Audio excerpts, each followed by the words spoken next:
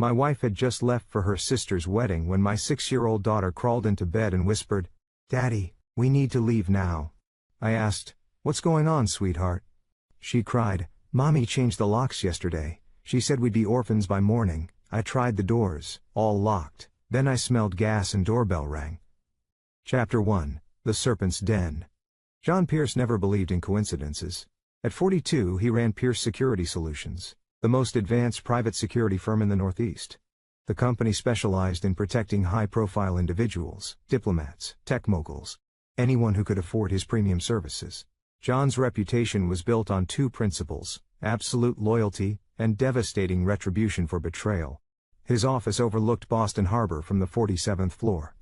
Rain spattered against the wall of windows as John reviewed the latest security protocols. The phone rang, his personal line, the one only 3 people knew. "Pierce," he answered.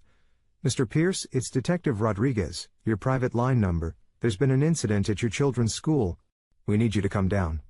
20 minutes later, John strode through the hallways of Beacon Academy, his black overcoat still dotted with rain. Principal Wallace met him near the nurse's office, wringing his hands. "Mr. Pierce, I assure you this isn't typical of our 'Where's my daughter?'" John's voice was ice. The principal led him to a small room where 6-year-old Lucy sat on an examination table. Her strawberry blonde hair matted with dried blood. A boy with a broken arm sat across from her, sobbing while his mother fussed over him. The other boy called Lucy names about her mother, Principal Wallace explained nervously. Things got physical. "Mrs. Donnelly claims Lucy started it. Tell Detective Rodriguez I want the security footage," John said without looking at the principal. He turned to Lucy, whose green eyes met his without flinching. "What did he say?" "He said Mommy was a bad word. That she sleeps with lots of men." Lucy's voice was steady, but her small fists clenched. "I told him to shut up. He pushed me. I pushed back. He cried and lied." Pride swelled in John's chest. Lucy had his fire, his refusal to be intimidated. He placed a hand on her shoulder. "You did right." Mrs. Donnelly stepped forward, face flushed with indignation. "How dare you encourage this behavior? Your daughter broke my Timothy's arm." John's eyes fixed on her, and she involuntarily stepped back. "Your son will learn today that words have consequences. Consider his arm an inexpensive lesson." That evening John returned to their brownstone in Beacon Hill. The house stood like a fortress, 3 stories of brick and iron, renovated with the latest security systems, his own design. As he entered, classical music drifted from the drawing room. Margaret, his wife of 12 years, sat with a glass of Pinot Grigio, her auburn hair cascading over the shoulders of her silk blouse. "How's Lucy?" she asked without turning. "She'll be fine. Handled herself like a Pierce." Margaret's lips tightened almost imperceptibly. "I heard about the incident." "Really, John, couldn't you have been more diplomatic with Mrs. Donnelly?" "Her husband sits on the school board." "I don't care if her husband sits on the throne of England. No one speaks about my family that way. Your family." Margaret finally turned, her blue eyes cold. "Sometimes I wonder if you remember I'm part of it too." John poured himself a scotch, studying his wife. They'd met when she was a struggling art curator, and he'd just started peer security. He'd been drawn to her sophistication, her social grace. Everything he lacked from his rough upbringing in South Boston. Now, 12 years and 2 children later, he wondered if he'd mistaken calculation for charm. "I almost forgot," Margaret said, standing. "My sister Victoria's wedding is next weekend. The family cottage in the Berkshires."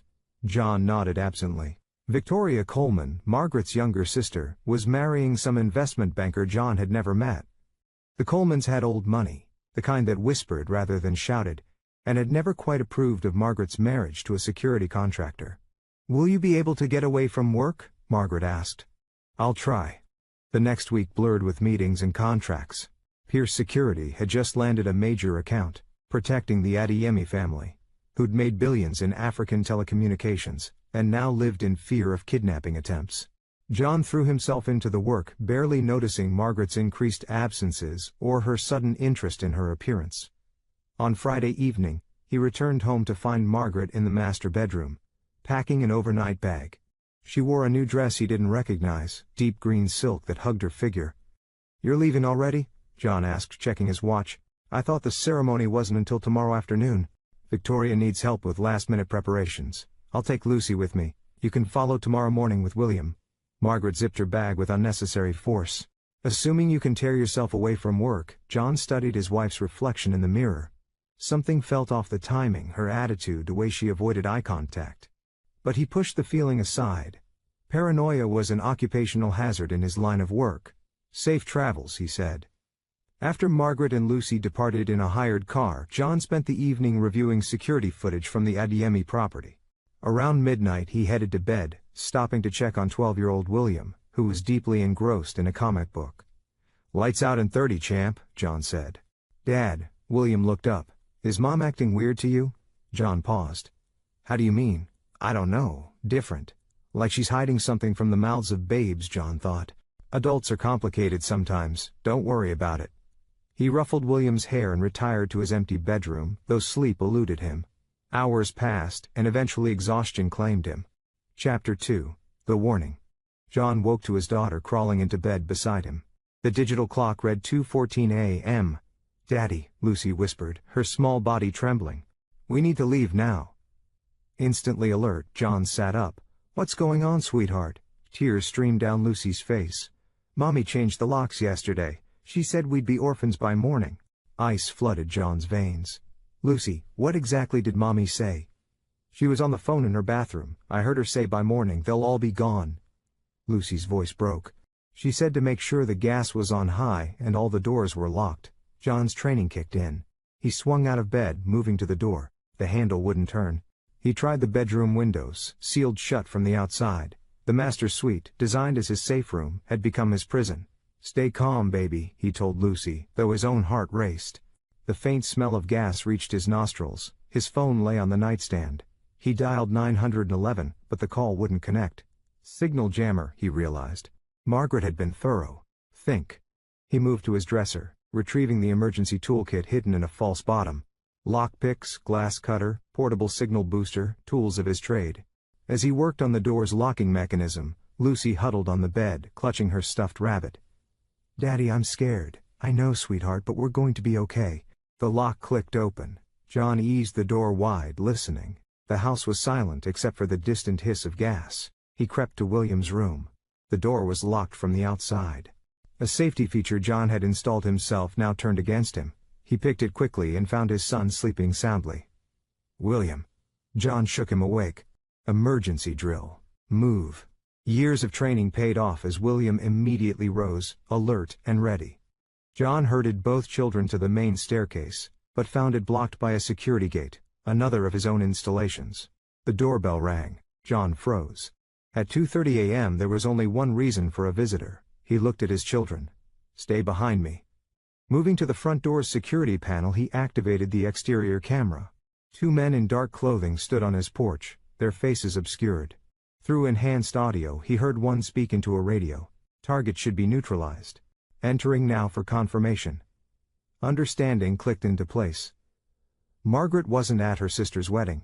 This was an elaborate murder plot, and these men were here to ensure the job was done. John's mind raced.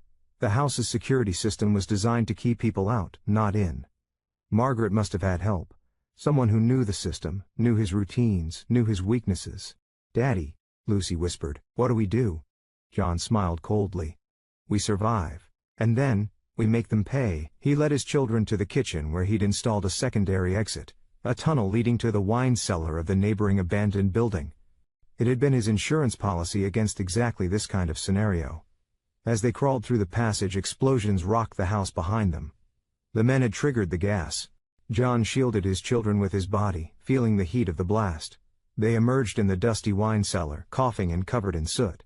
John used his backup phone to call for help, then held his children close. "Mom tried to kill us," William said, his voice hollow with shock. "Yes," John confirmed. He wouldn't lie to them, but she failed, and that was her first mistake. Chapter 3. The Dead Man Walks. The Pierce brownstone burned through the night. Fire trucks and police cars lit up Beacon Hill with their strobes. John washed from across the street, his children wrapped in blankets provided by EMTs. To the world, the Pierce family had perished in a tragic accident, but John had other plans. Detective Rodriguez, the same one who'd called about Lucy's incident, approached with genuine concern on his face. "Mr. Pierce, I can't tell you how sorry I am," we thought.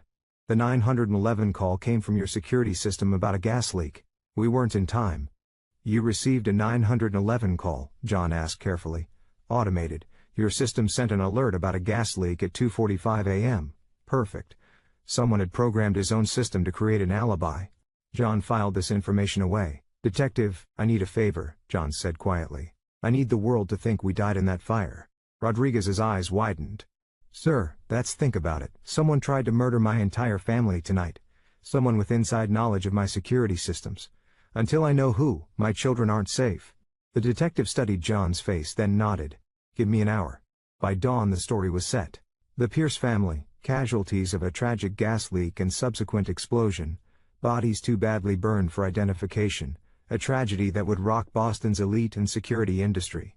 John took his children to a safe house, an apartment he'd maintained under an alias for exactly this purpose.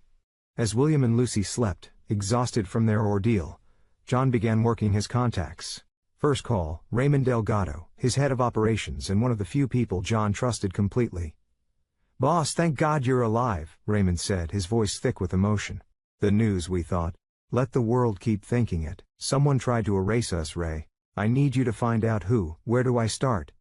Margaret, her phone records, banking, movements. And find out about this sister's wedding, the Coleman family cottage. On it, John's second call went to an old friend from his Southie days, Tommy Russo, now a private investigator with questionable ethics but absolute loyalty to John. Need you to tell someone, John said. Margaret Pierce, she thinks she's a widow. Tommy's gravelly laugh came through the phone. Funny thing about widows, Johnny. They tend to show their true colors pretty quick. Over the next 3 days information trickled in. Margaret had indeed gone to the Coleman cottage, but there was no wedding. Instead she'd met with Vincent Caldwell, a young architect John had never heard of. Tommy's surveillance photos showed them embracing passionately, Margaret wearing black mourning clothes. The bank records revealed something more sinister. Margaret had been siphoning money from their accounts for months, transferring it to an offshore account. But it wasn't embezzlement. It was the oldest motive in the world: greed and a new lover. John's final piece of intelligence came from his security firm's IT department. Someone had hacked the Pierce Mansion security system remotely. Not just anyone, but someone with administrative access. Only 5 people had those credentials. John himself, Raymond, and 3 trusted engineers. He eliminated Raymond immediately. That left 3 possibilities. John had Stephanie Vega, his best interrogator, invite each engineer for a routine security review. Within hours, she confirmed what John suspected. Simon Burke, the youngest engineer, had been compromised. He cracked like an egg, Stephanie reported. Some woman seduced him at a tech conference, pretended to be interested in his work, got him drunk, drugged, and turned him. Had pictures for blackmail. Description: red hair, mid-30s, professional looking. Margaret's sister Victoria. The picture crystallized. This wasn't just about murder. It was about taking everything. The house, the children, the business, the fortune. Margaret and her lover had planned to eliminate John and take it all. But they'd made one critical error. They'd left Lucy alive to warn him. John gathered his children in the safe house living room. William and Lucy looked at him with tired eyes, asking questions he needed to answer. Mom tried to kill us, William stated flatly. Why? John sat facing them, speaking with absolute honesty. Because she wanted everything I've built, and she wanted to be with another man. She chose greed and betrayal over family.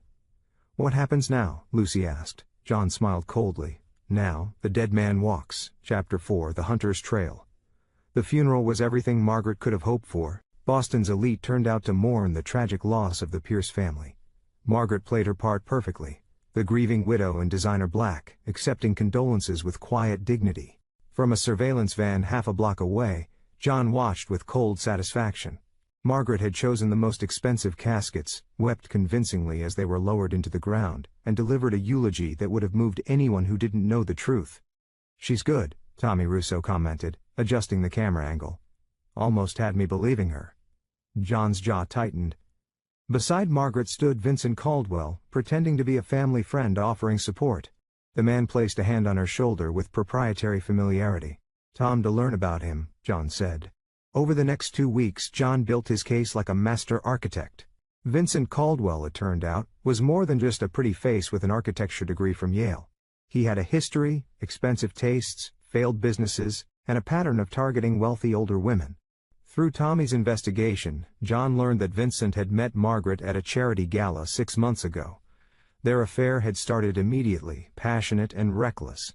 Vincent had convinced Margaret that John was holding her back, that with his death, she could truly live. The insurance payout alone was $20 million, but there was an unexpected twist.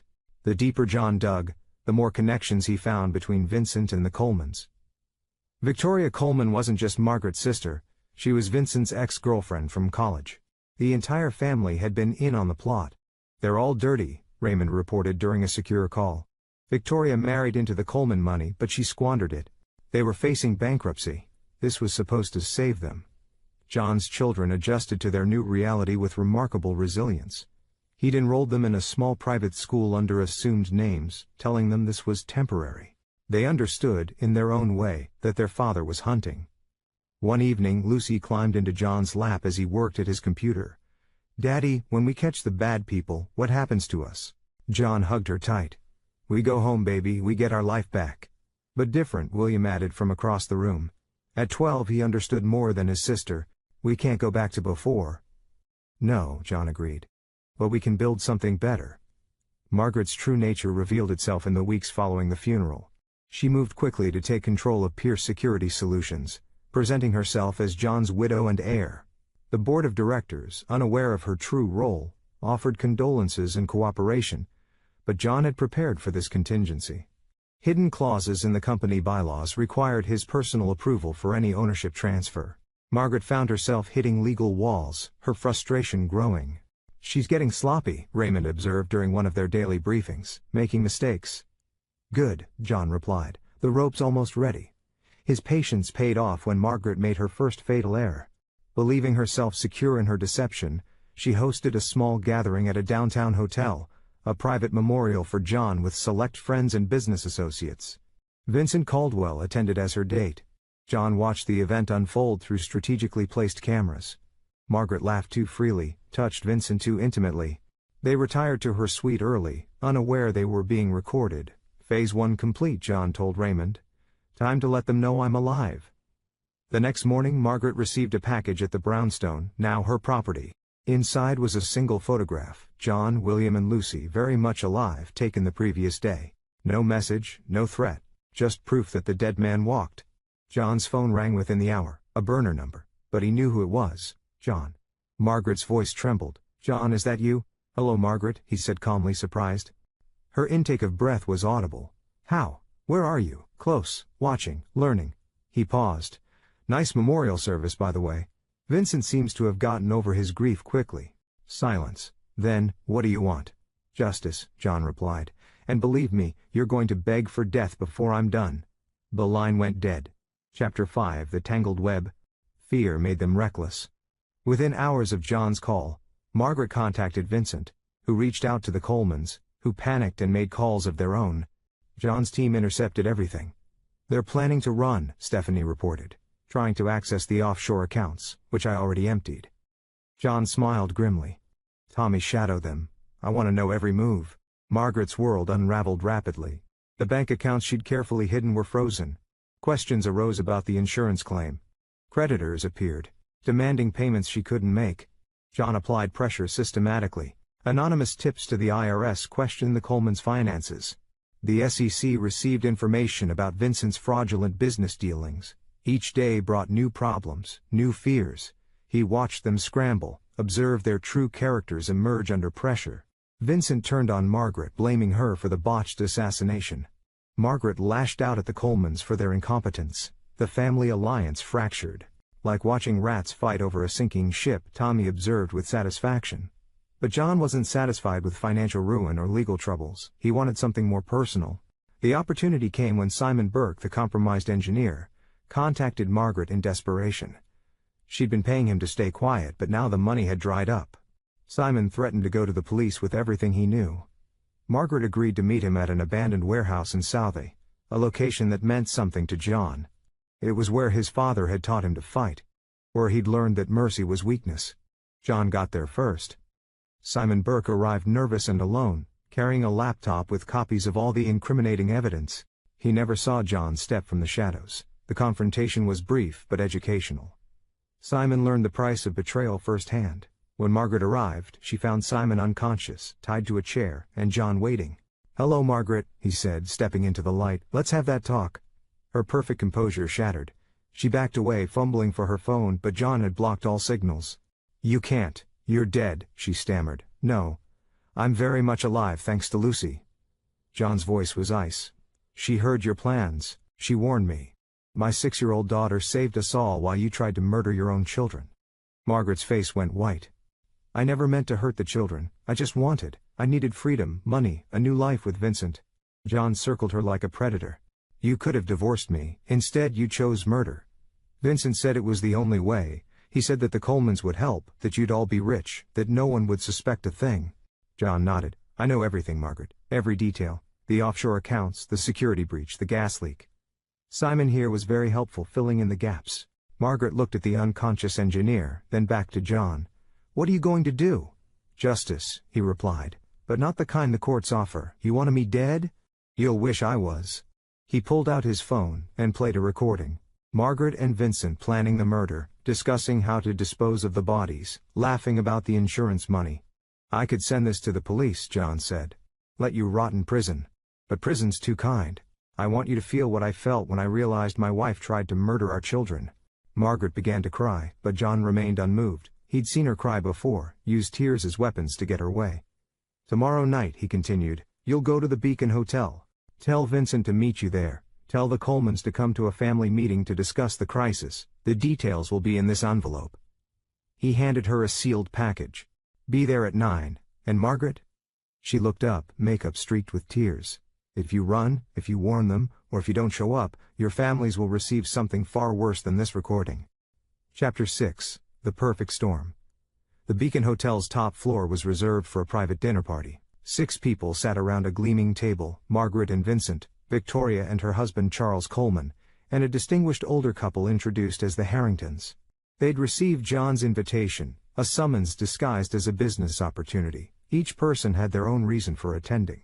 Margaret came out of fear. Vincent, hoping to salvage his relationship with a suddenly impoverished widow. The Colemans sought any way to recover their finances. Even they didn't know why they had invited the Harringtons, wealthy socialites with mysterious connections to Pierce Security Solutions. As dessert was served, the lights dimmed. A screen descended from the ceiling. "Good evening." John's voice boomed through the speakers. The conspirators jumped. "Before we begin, I have a short film to share." The screen lit up with crystal-clear footage. Vincent and Victoria in college, planning their first scam. Margaret siphoning money from various accounts. The Colemans discussing how to fake their business failure. Every betrayal, every lie, every cold discussion of murder, all captured in perfect detail. Margaret rose to flee, but the doors had locked. Vincent cursed and pounded on the walls. The Colemans sat in stunned silence. "I'm giving you a choice," John's voice continued. "Option 1. I send this footage to every news station, every police department, every business associate you've ever had. Your lives as you know them end tonight." Victoria sobbed openly. Charles Coleman, aged 10 years before their eyes. Vincent turned to Margaret with hatred in his eyes. "This is your fault." Option 2. You play a game, my game, by the rules I set. The lights rose. John stepped through a door none of them had noticed, impeccably dressed, radiating cold authority. Behind him stood the Harringtons, actually senior FBI agents who'd been investigating the Colemans for years. "What kind of game?" Charles Coleman asked hoarsely. John smiled without warmth. "Musical chairs, with a twist." He produced 6 envelopes, placing one before each person. "Each envelope contains a different fate. Immunity, prison time, financial ruin, or..." He paused dramatically. "Special arrangements for the truly deserving. You'll take turns selecting from the remaining envelopes. One of you will emerge relatively unscathed. The others, well, you've earned what's coming." "This is insane," Vincent shouted. "You can't." "Can't what?" "Expose your crimes. Ruin your lives like you tried to ruin mine. Watch as you destroy each other." John's voice was steel. "I absolutely can. And I will." For the next hour they played.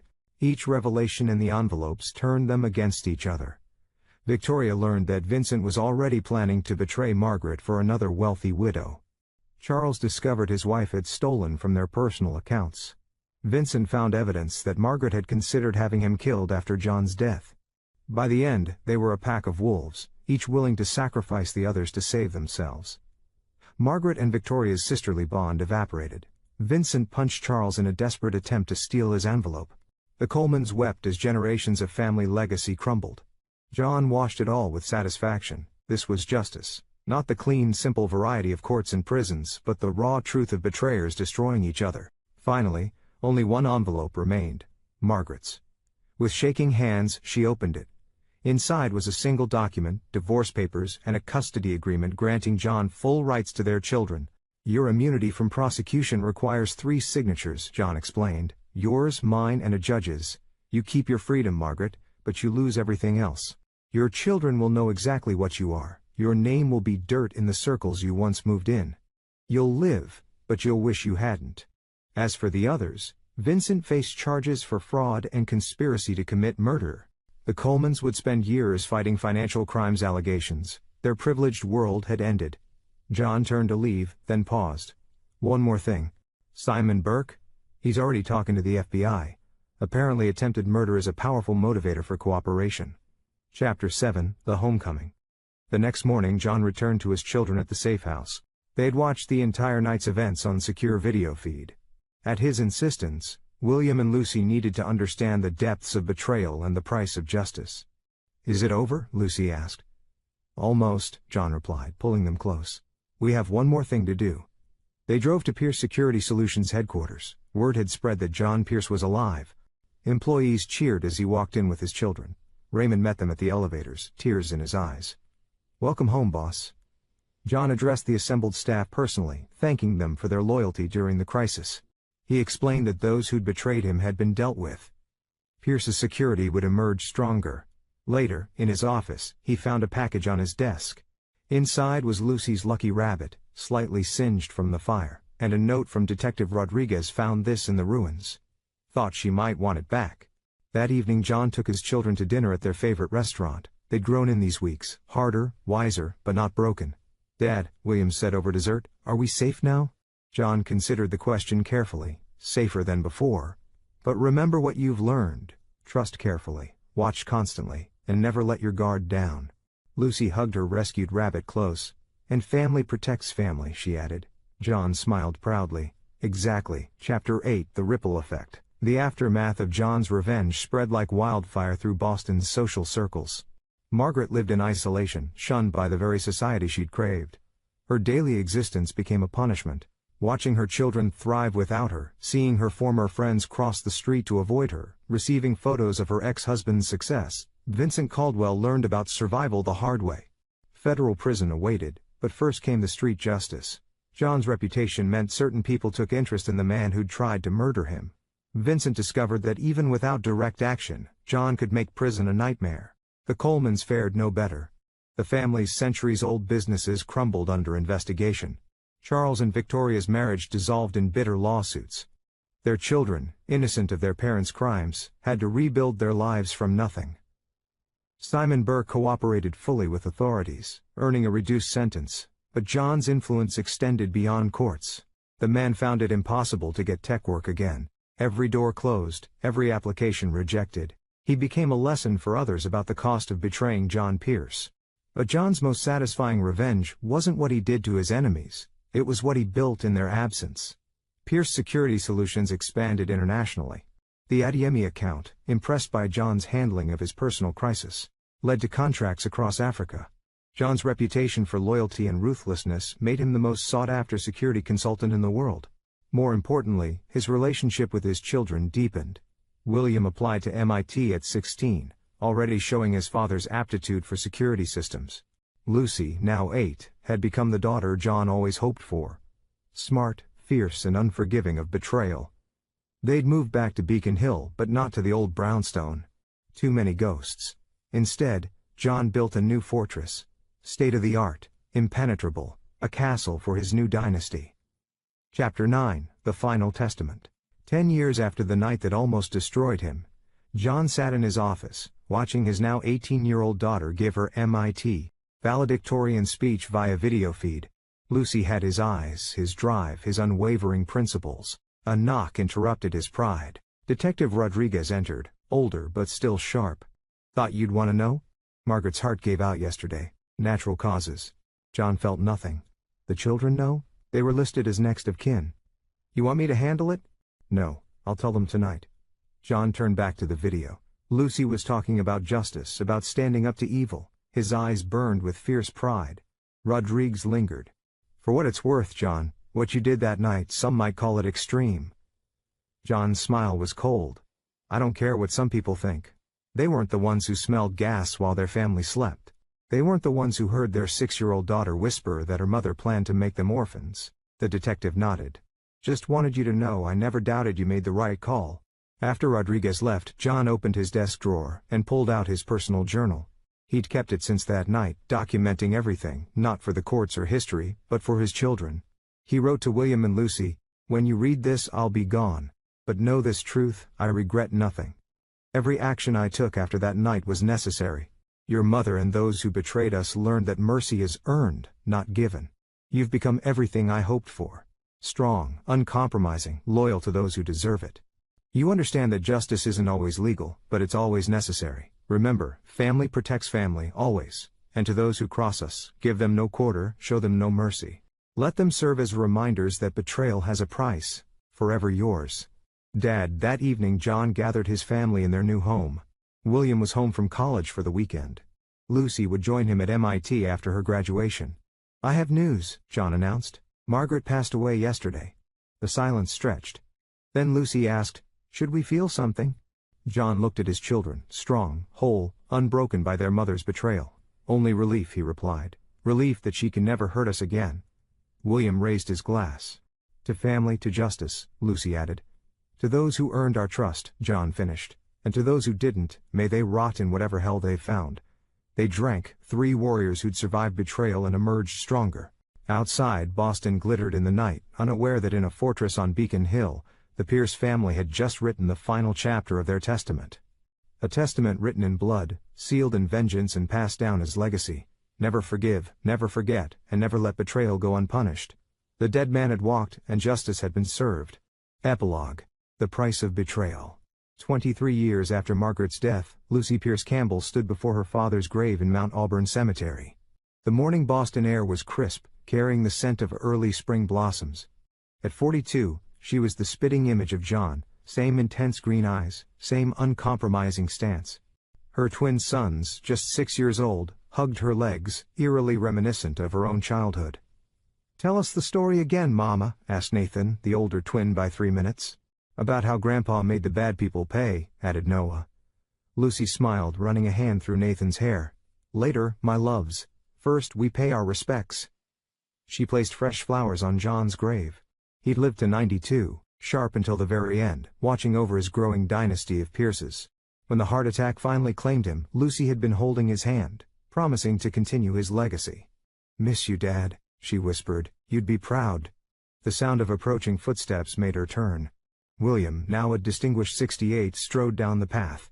Her brother had aged gracefully, his silver hair and expensive suit speaking to his success. Beside him walked his daughter, Samantha, and her teenage son, the next generation of Pierces. "You're early," William said, embracing his sister. The boys wanted to hear the story. William knelt beside his nephews. "Did you know your Grandpa John was the greatest man who ever lived? Because he made the bad people sorry?" asked Noah. "Exactly. And he taught us that family comes first, always." As the family gathered around John's grave, Lucy's mind drifted to the others who'd played parts in their father's tale. Their fates had become Pierce family legend, cautionary tales passed down to each new generation. Vincent Caldwell never emerged from prison a free man. John's influence ensured his transfer to maximum security, where his good looks and privileged background marked him as prey. The man who once charmed wealthy widows learned about true fear in those concrete walls, but prison was just the beginning. John had arranged for depositions to be taken from Vincent's fellow inmates, sealed testimonies to be released in installments throughout his sentence. Each month, new humiliations surfaced, stories of weakness, of weeping, of desperate attempts to buy protection. His reputation destroyed, forgotten by the world outside, Vincent became a ghost. He died at 57, shanked in the prison yard. The report cited gang violence, but those who knew understood it was the final payment on a debt 20 years old. John, even from beyond the grave, had reached out one last time. The Colemans suffered differently.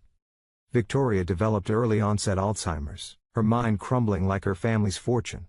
In her lucid moments, she relived her betrayal of Margaret, crying for forgiveness that never came. She died in a state hospital, alone and broke, whispering warnings about the Pierce revenge. Charles Coleman lasted longer but suffered more.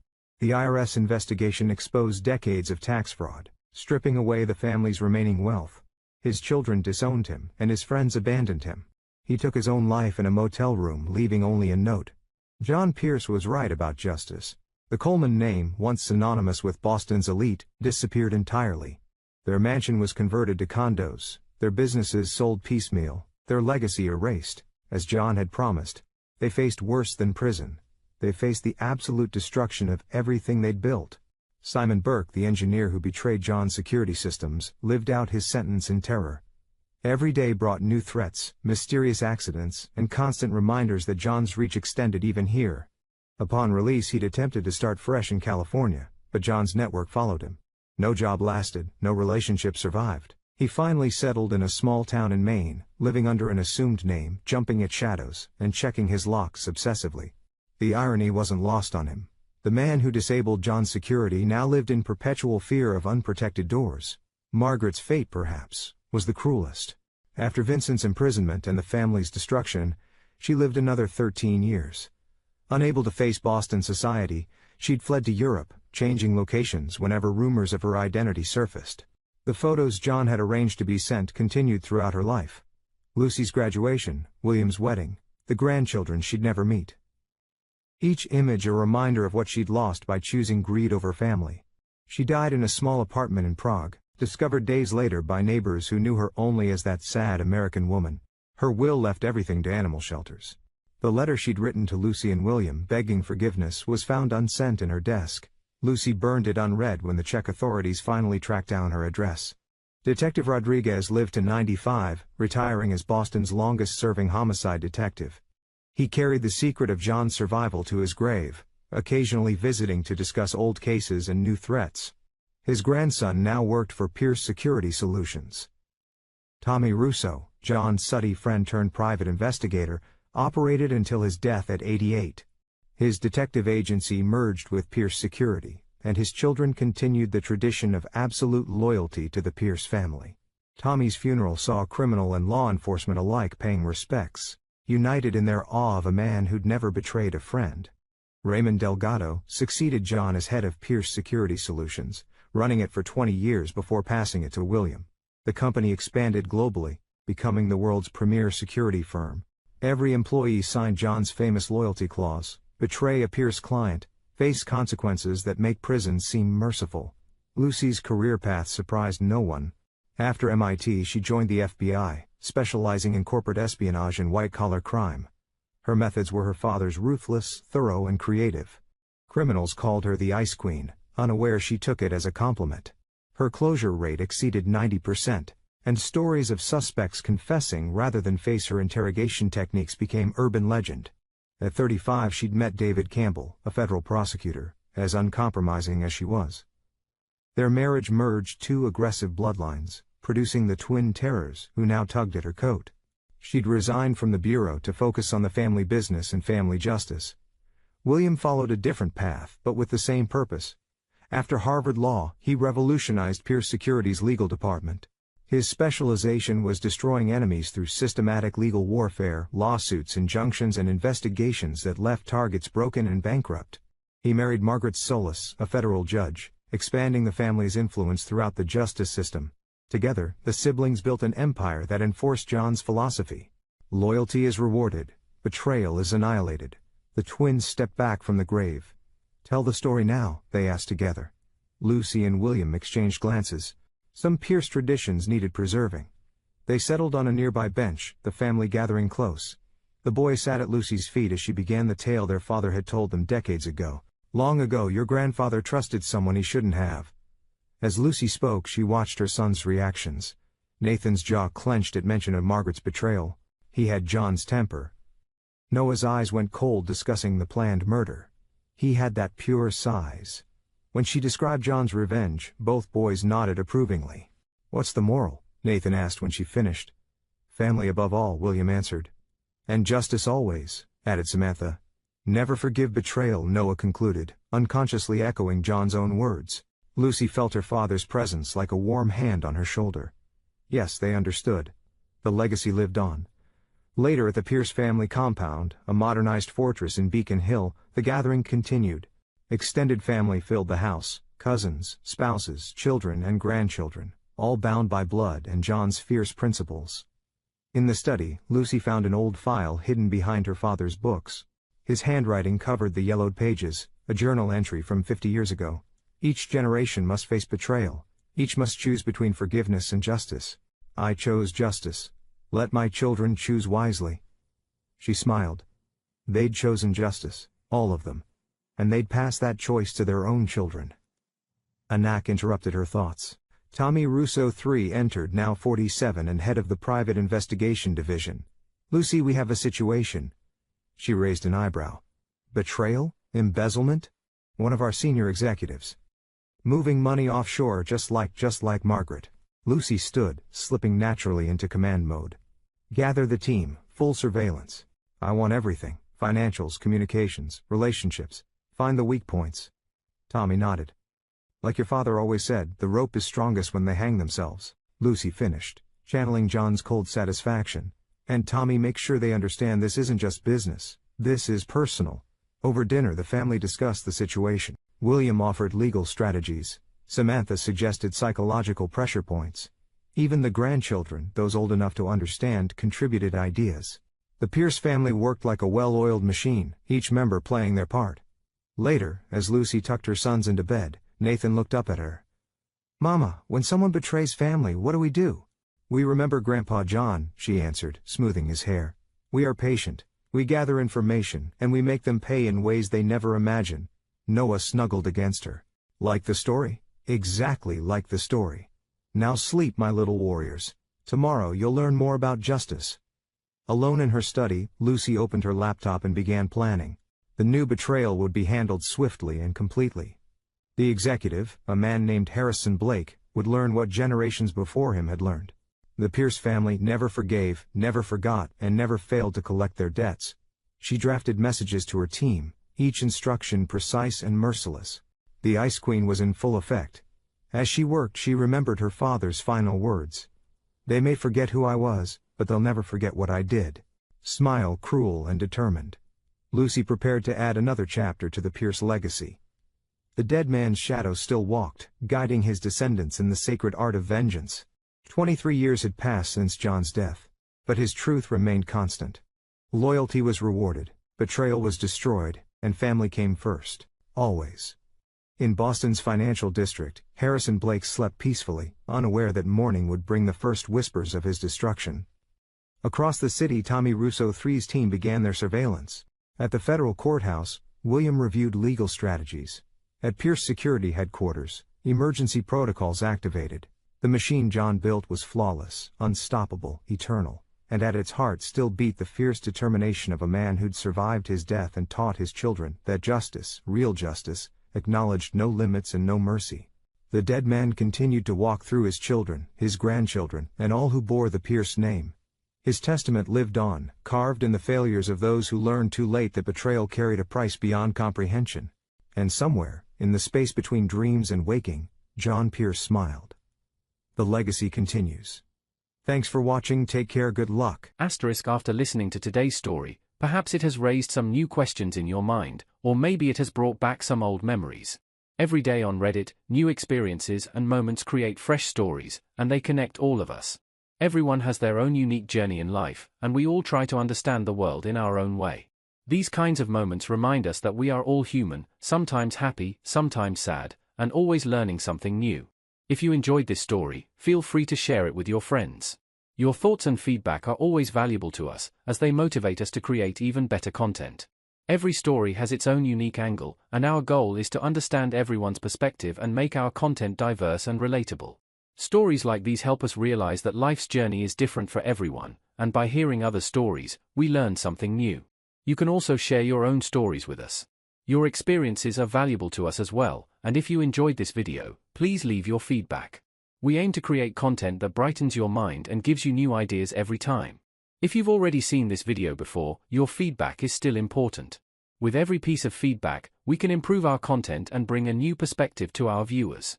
Today, what we saw was just a small part of the many stories shared on Reddit and across the world. It's a reminder of how we all try to understand life by sharing our experiences with each other. This video was only an example of how we try to connect with others through storytelling, learning about different sides of life. We hope to continue sharing such stories that help us all learn and grow together. Thank you for your time, and don't forget to keep an eye out for more stories coming soon. If you haven't already, please like and follow for more amazing content. Your support keeps us going, and we will strive to bring you more thought-provoking and heartwarming stories. Until next time, take care and stay curious. **